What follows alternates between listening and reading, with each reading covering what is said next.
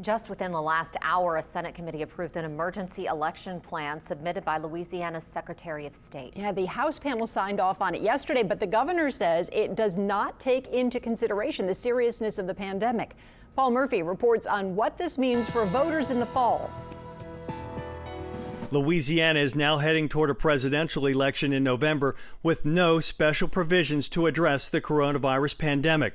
House and Senate committees approved an emergency plan proposed by Secretary of State Kyle Ardoin. It would roll back the categories of people who could vote by mail significantly from the recently held summer elections.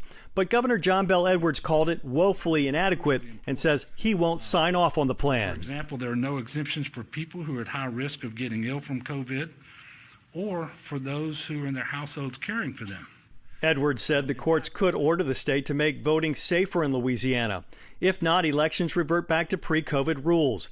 Political analyst Clancy Dubo says those rules are more stringent than what Ardoin is now proposing, and the Republican-controlled legislature is prepared to support. We would only have 1 week of early voting as opposed to 10 days, as Ardoin now proposes, or 2 weeks as we had in the summer.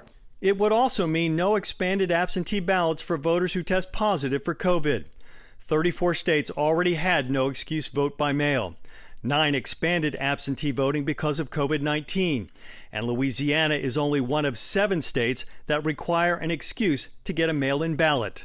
As usual, we're behind in everything, and we don't have to be. A lawsuit brought by voting rights advocates challenging Louisiana's election protocols is already pending in Baton Rouge federal court.